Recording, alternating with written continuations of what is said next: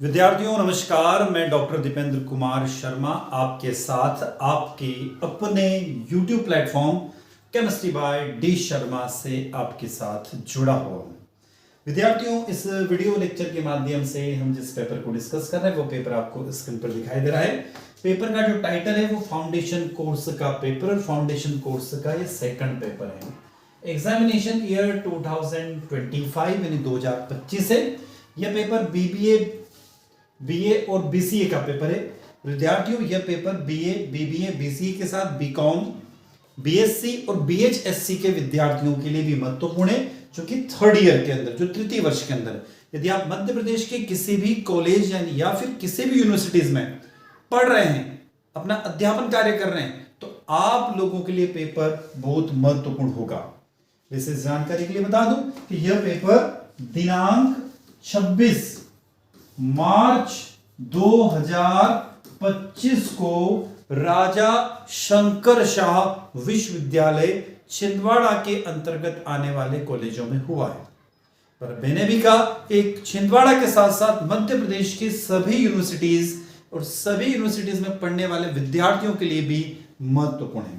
विद्यार्थियों, अब देर ना करते हुए हम इस पेपर के सॉल्यूशन की तरफ चलते हैं। इसमें पार्ट ए में व्यक्तित्व विकास एंड कैरेक्टर बिल्डिंग और पार्ट बी में digital awareness and cyber security के हम 50+50 यानी 100 प्रश्नों के सॉल्यूशन देखेंगे।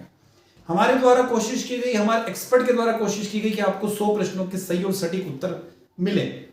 पर कभी कभी क्या होता है कि जब हमारी जो कोशिश होती है उसमें कभी कभी कुछ आंसर कहीं पे मिसमैच हो जाते हैं, तो एक दो के प्रश्न ऊपर नीचे होने की पॉसिबिलिटी रहती है। पर हम ये कह रहे हैं कि लगभग 95 प्रश्नों के उत्तर तो एग्जैक्ट और एक्यूरेट है।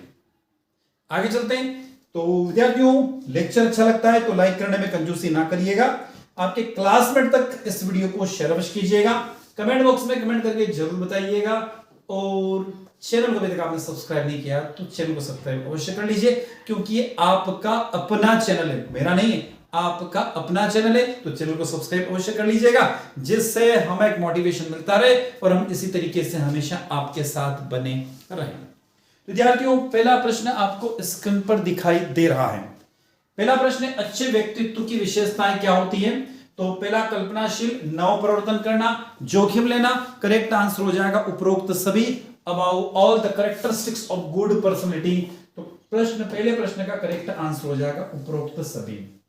दूसरा प्रश्न, व्यक्तित्व का पारिवारिक निर्धारक नहीं है, which is not family determined of personality. तो यहां पर क्या हो जाएगा, विचलित पारिवारिक, व्यक्तित्व का पारिवारिक निर्धारक नहीं है, मतलब व्यक्तित्व का पारिवारिक निर्धारक को नहीं है। तो पारिवारिक संगठन निर्धारक है। संगी साथी की मान्यता मतलब recognise of partners.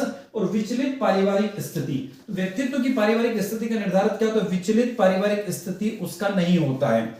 C option इसके अंदर करेक्ट होगा। पर कुछ बुक्स में मैंने जब पढ़ा है तो वहां पर संगी साथी की मान्यता भी पढ़ने को मिला है, तो इसका आंसर वैसे यहां पर सी होगा। आगे चलते हैं अगले प्रश्न की तरफ। प्रश्न क्रमांक 3, आध्यात्मिक बुद्धि से संबंधित है। तो आध्यात्मिक बुद्धि यानी प्रश्न क्रमांक 3 का करेक्ट आंसर हो जाएगा सी ऑप्शन, यानी आत्मा से संबंधित है। किससे? आत्मा से। प्रश्न क्रमांक 4, व्यक्तित्व विकास क्या है? तो व्यक्तित्व विकास क्या? जीवन भर बदलाव एवं बढ़ने की बात है। जीवन भर बदलाव एवं बढ़ने की बात हो रही है, ध्यान रखना। जीवन भर बदलता एवं बढ़ता रहता है, क्या? व्यक्तित्व विकास की बात हो रही है। प्रश्न क्रमांक 5, व्यक्तित्व विकास के कारकों में शामिल नहीं है, factors not include in the personality development. तो क्या शामिल नहीं है? देश, वंशानुक्रम, परिवार और मानसिक योग्यता। तो प्रश्न क्रमांक 5 की तरफ जब हम जाएंगे तो इसका करेक्ट आंसर ये हो जाएगा देश, यानी कि कंट्री। आगे चलते हैं प्रश्न क्रमांक 6 की तरफ। चरित्र निर्माण में महत्वपूर्ण भूमिका होती है दैनिक व्यायाम की, अच्छे स्वास्थ्य की, मानसिक विकास की और अच्छी शिक्षा की। तो छठे का करेक्ट आंसर हो जाएगा यहां पर अच्छी शिक्षा की। क्या हो जाएगा इसका आंसर? अच्छी शिक्षा की। प्रश्न क्रमांक 7, अच्छे व्यक्तित्व के वांछित गुण क्या है? तो सुदर्शन, गुड लुकिंग, मित्रतापूर्ण व्यवहार और संप्रेषण कौशल यानी कम्युनिकेशन स्किल। तो यहां हो जाएगा ऑल ऑफ द अबाउ। क्या हो जाएगा? ऑल ऑफ द अबाउ इसका करेक्ट आंसर हो जाएगा। अगले प्रश्न की तरफ चलते हैं। प्रश्न क्रमांक 8, व्यक्तित्व की प्रकृति होती है मानसिक, शारीरिक और मनोदैहिक। Nature of the personality, mental, physical और फिजियोफिजिकली। तो प्रश्न क्रमांक 8 का करेक्ट आंसर हो जाएगा सी ऑप्शन, फिजियोफिजिकली यानी मनोदैहिक होती है। क्या होती है विद्यार्थियों? मनोदैहिक होती है। प्रश्न क्रमांक 9, प्राणायाम प्राणमय कोश के प्रकार हैं। तो प्राण भी है, व्यान उदान भी है और अमान अपान समान भी है। तो उपरोक्त सभी इसका करेक्ट आंसर हो जाएगा, डी ऑप्शन हो जाएगा। अबाउ टाइप्स ऑफ द प्राणायाम कोश R D option, all of the above. प्रश्न क्रमांक 10, शारीरिक विकास किस अवस्था में नहीं होता है? तो आप अच्छे से जानते हो बुजुर्ग अवस्था यानी कि प्रौढ़ावस्था में, ठीक है, एडल्टहुड जिसे बोलते हैं हम लोग, एडल्टहुड यानी कि जो प्रौढ़ावस्था होती है उसमें कभी भी शारीरिक विकास नहीं होता है, फिजिकल डेवलपमेंट उसके अंदर नहीं होता है। अगला प्रश्न है, पंचकोश में यह बिंदु शामिल नहीं है। तो प्राणमय कोश शामिल है, अन्नमय कोश शामिल है, आनंदमय, उसमें शब्द कोश शामिल नहीं है, डिक्शनरी शामिल नहीं है। This point is not included on the Panchkosh. तो पंचकोश में डिक्शनरी शामिल नहीं होती है यानी कि शब्दकोश शामिल नहीं होता है। अगला प्रश्न क्रमांक 12, चरित्र निर्माण के कारकों में सम्मिलित नहीं है। तो क्या नहीं है? मूल प्रवृत्तियां, अर्जित प्रवृत्तियां, वंशानुक्रम या निर्धनता। तो चरित्र निर्माण में निर्धनता जो होती है, 12वें का डी, निर्धनता यानी प्यूरिटी, उसका कोई रोल नहीं है, क्योंकि चरित्र निर्माण किसी का भी हो सकता है, वो व्यक्ति चाहे अमीर हो, गरीब हो या मिडिल क्लास हो, तो वहां पर निर्धनता का कोई पैरामीटर नहीं होता है। तो it is not included in the factor of the character building, तो प्योरिटी यहाँ पर हो जाएगा। 13वां प्रश्न, मानसिक विकास में कौन सी योग्यता शामिल नहीं है? तो कल्पना, शारीरिक शक्ति, स्मरण और प्रत्यक्षीकरण। यहां पर दिया हुआ यहां पर which abilities are not included in the mental developments। तो जो प्रश्न क्रमांक 13 कह रहा हूं मेंटल डेवलपमेंट के बारे में बात कर रहा है, तो 13 का यहां पर बी हो जाएगा, शारीरिक शक्ति। मानसिक विकास में शारीरिक शक्ति का कोई रोल नहीं होता है, ठीक है। आपकी शारीरिक कोई कमजोर भी हो, कोई भी दुर्बल भी हो, पर वो मेंटली क्या होना चाहिए? स्ट्रांग होना चाहिए, मेंटली अच्छा सा हेल्दी होना चाहिए, कह सकते हैं मेंटली हेल्दी होना चाहिए। प्रश्न क्रमांक 14, जो ज्ञानेंद्रियां नहीं है, नाक, कान, गला और आंख। तो ज्ञानेंद्रिय हमारे शरीर में 5 ज्ञानेंद्रियां, सेंस ऑफ ऑर्गन्स हमारे बॉडी के अंदर 5 होते हैं। कितने होते हैं? 5 ऑर्गन्स हैं। तो 5 ऑर्गन्स में यहां पर ध्यान रखना, गला यानी जो गला होता है ना, थ्रोट्स, उसको शामिल नहीं किया गया, तो गले को शामिल नहीं किया गया है।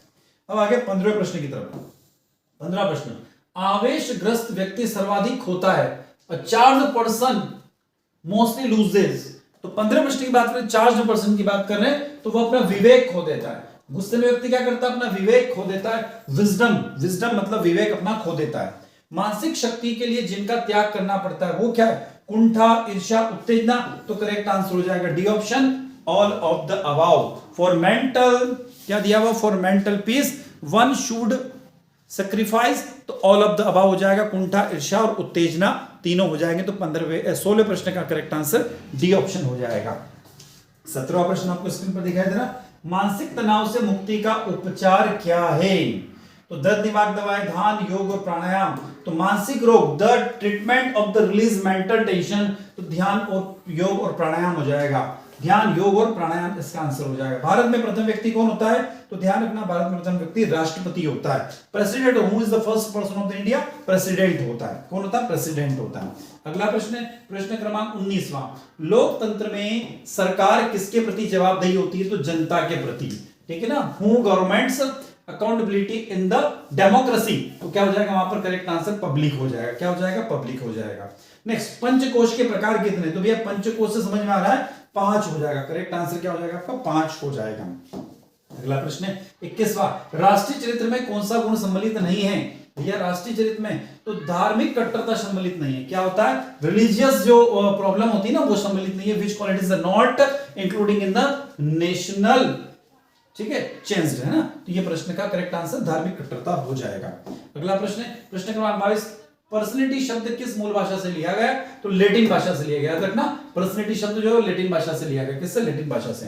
23वां, बौद्धिक विकास की प्रक्रिया में क्या महत्वपूर्ण है? तो देखो, बौद्धिक विकास की प्रक्रिया में ध्यान महत्वपूर्ण है। क्या महत्वपूर्ण है? ध्यान यानी मेडिटेशन महत्वपूर्ण है। तो 23 का यहां पर सी हो जाएगा, मेडिटेशन। 24 की तरफ चल रहे हैं हम लोग।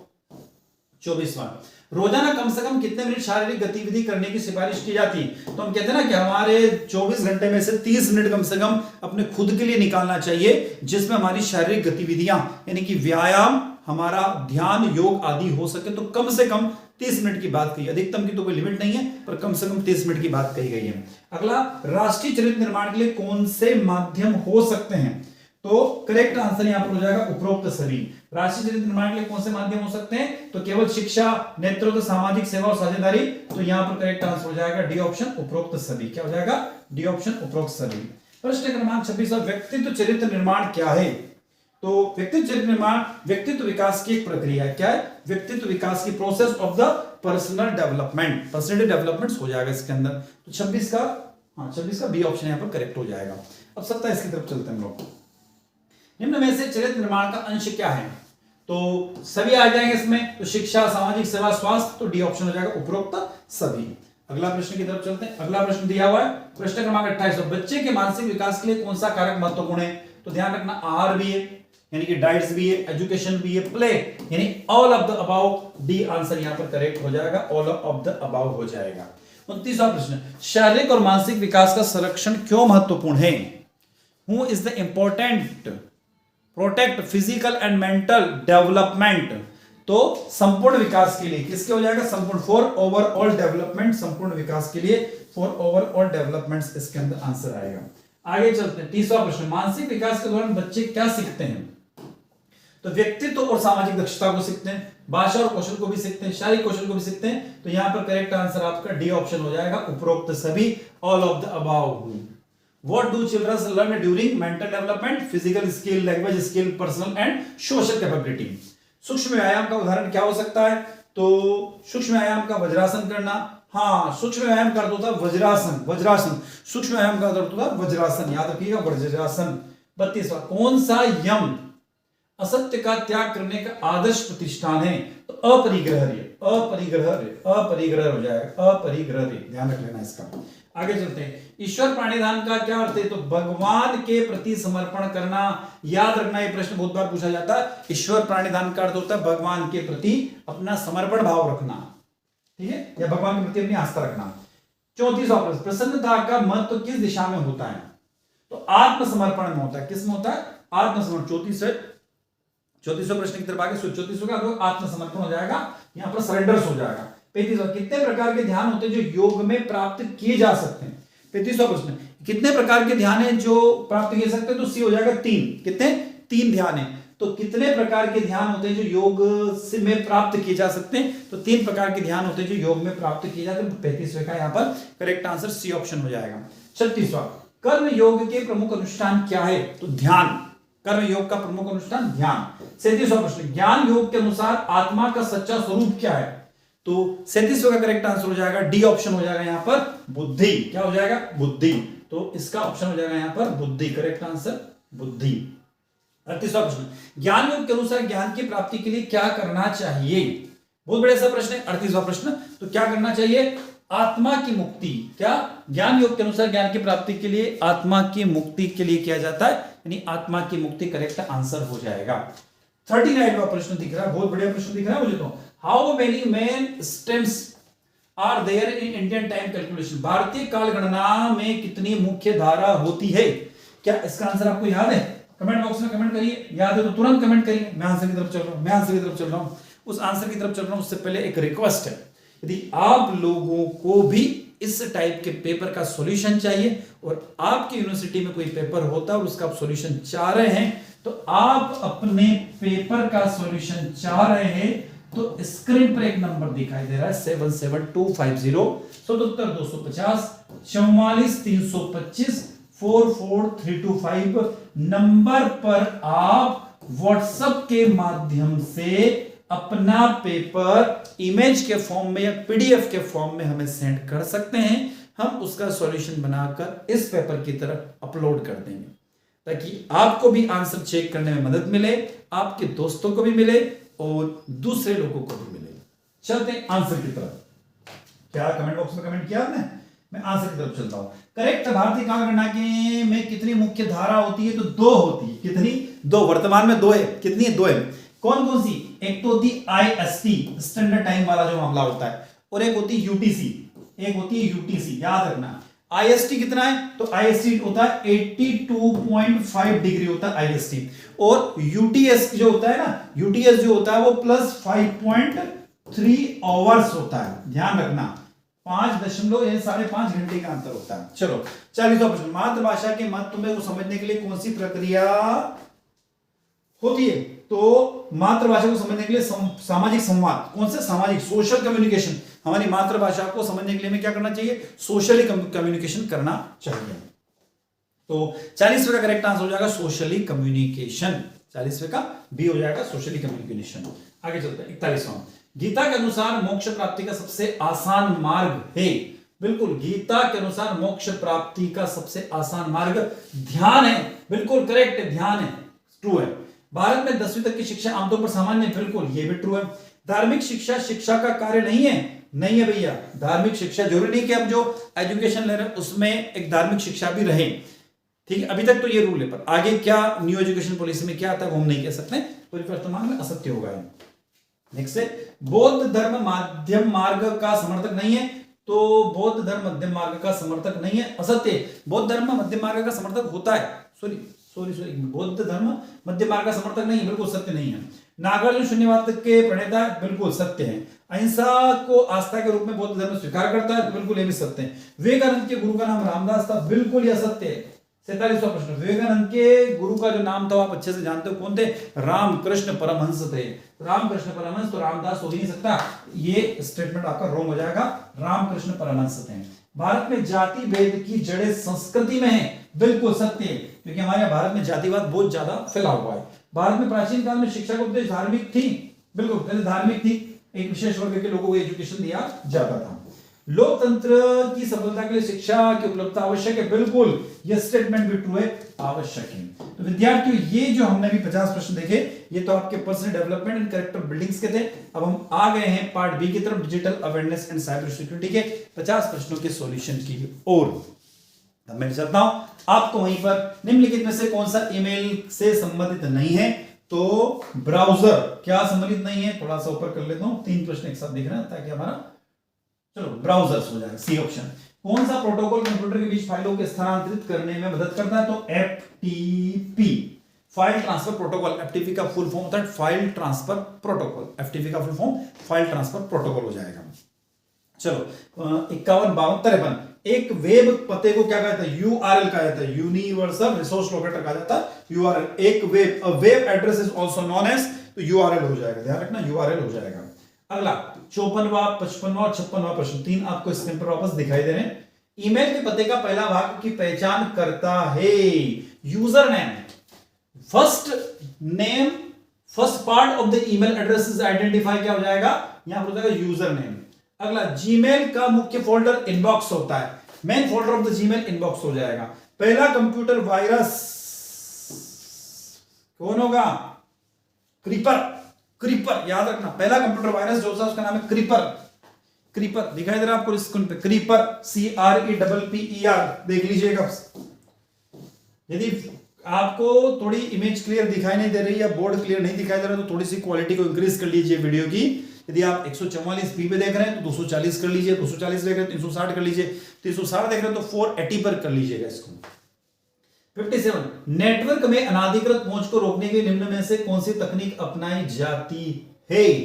तो 57 का करेक्ट आंसर हो जाएगा ए ऑप्शन, फेयरवेल। क्या? फेयरवेल करेक्ट आंसर, फेयरवेल हो जाएगा, फेयरवेल करेक्ट आंसर हो जाएगा इसका, फेयरवेल।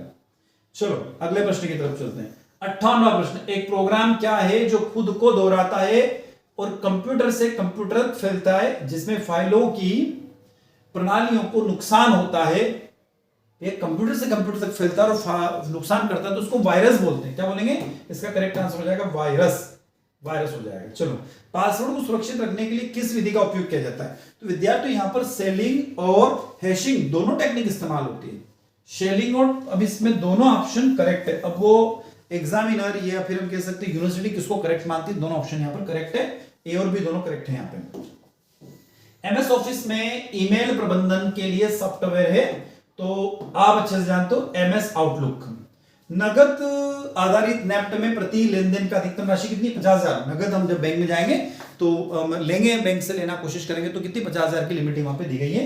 तो 61 का करेक्ट आंसर हो जाएगा 50,000 हो जाएगा, 61 का बी हो जाएगा 50,000 रुपए। चलो आगे चलते हैं। एनईएफटी आधार पर संचालित है, किसके आधार पर संचालित है? 62 की बात हो रही है। एनईएफटी किसके ऊपर आधारित संचालित है? तो 62 का भी हो जाएगा, यहां पर हो जाएगा, यहां पर सॉरी 62 का बी हो जाएगा, 62 का बी हो जाएगा, बी ऑप्शन हो जाएगा यहां पर।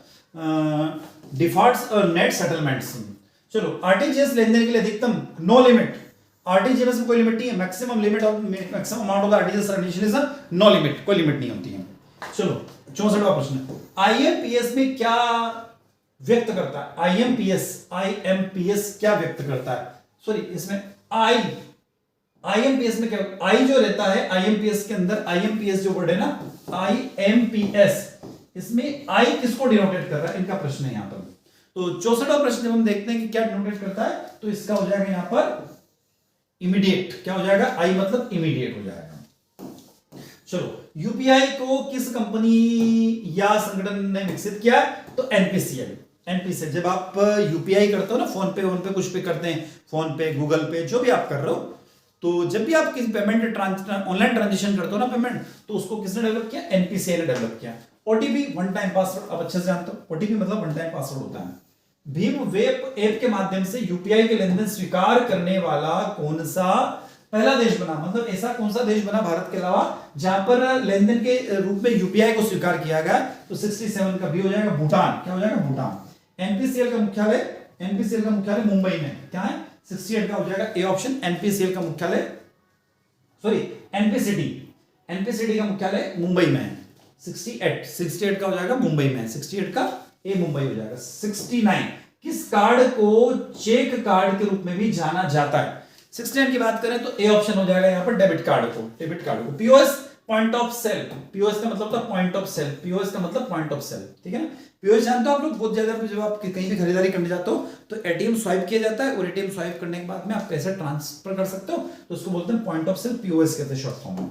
चलो आगे, 71वां, एक क्षैतिज पोर्टल नहीं है तो याहू, शायद 71 का क्या होना चाहिए? एक मिनट, क्षैतिज पोर्टल नहीं है, सेलनेट, सेलनेट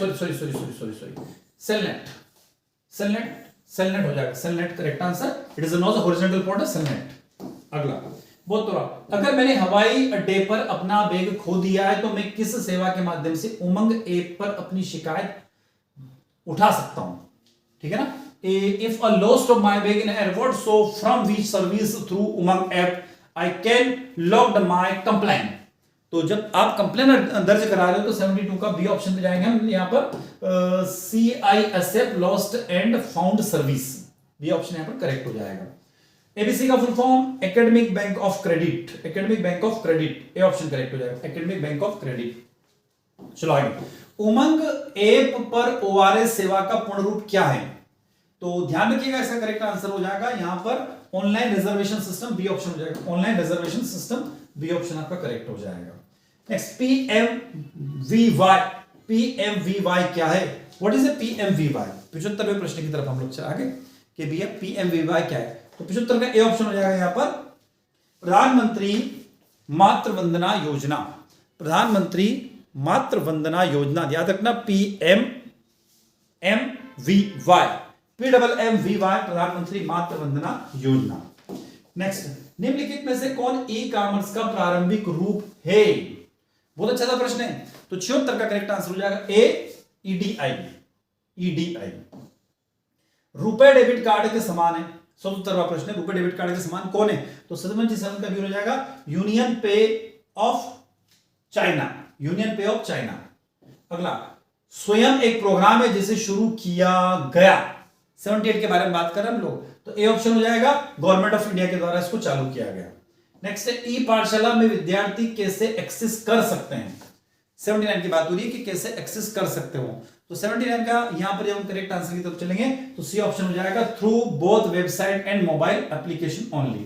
अगला, निम्न में से क्या स्वयं का भाग नहीं है? तो स्वयं का भाग इनमें से कौन नहीं है? तो 80वें प्रश्न की तरफ हम आगे, तो 80 का बी हो जाएगा यहां पर।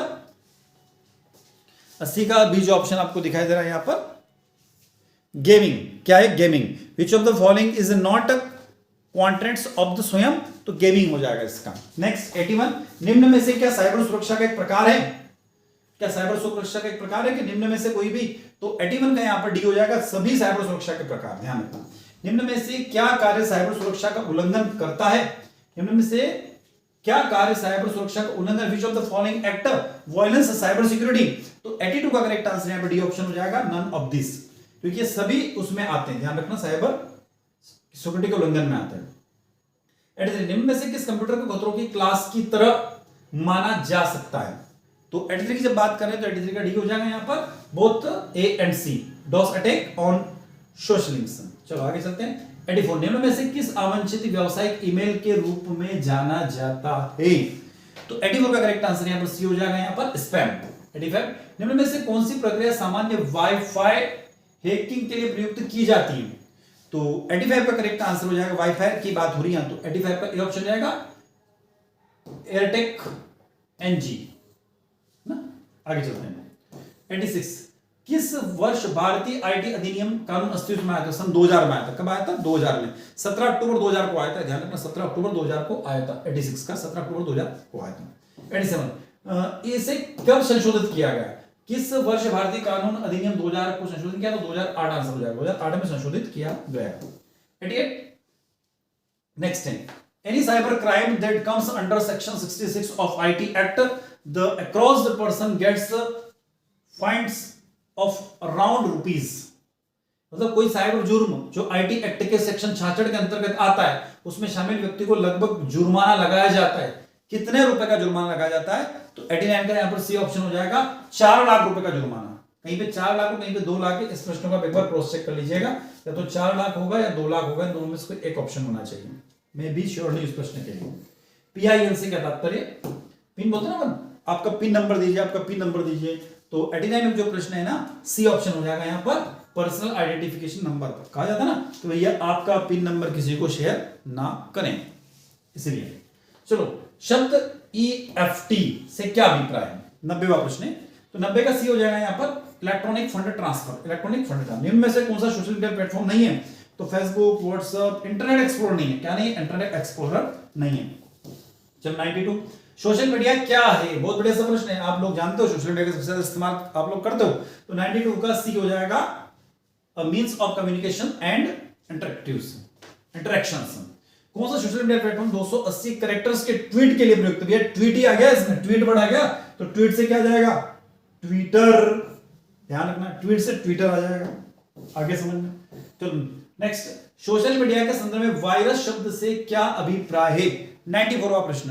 तो 94 का बी हो जाएगा piece of the content that spreads rapid across the internet. ध्यान रखना बी ऑप्शन यहां पर करेक्ट हो जाएगा। इंग्लिश में दिया हुआ दोनों ऑप्शन, बी ऑप्शन आप देख लीजिएगा, बी ऑप्शन करेक्ट है इसका ना। चलो 95 फेसबुक के संस्थापक मार्क जुकरबर्ग। कौन है? Mark Zuckerberg.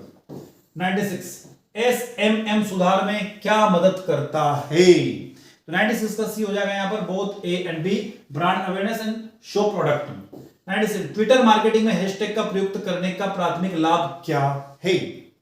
तो 97 का करेक्ट आंसर यहां पर ए ऑप्शन हो जाएगा boost visibility the engaging of tweets. कितने सोशल मीडिया वर्गीकरण उपकरण है?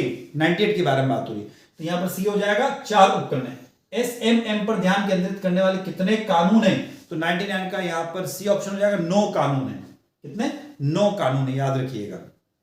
और निम्न में से क्या एक फ्री वीडियो शेयरिंग प्लेटफॉर्म है जिसे सन 2005 में बनाया गया था? इसको 14 फरवरी 2005 को बनाया था, और जिसके माध्यम से आप और हम दोनों जुड़े हुए हैं वही है कौन? यूट्यूब। विद्यार्थियों ये 100 प्रश्नों के सॉल्यूशन हमने देखे। राजा शंकर शाह विश्वविद्यालय छिंदवाड़ा का पेपर देखा हम लोगों ने, और यह पेपर 26 जनवरी 2025 को हुआ है। आई होप वीडियो लेक्चर आप लोग को अच्छा लगा होगा।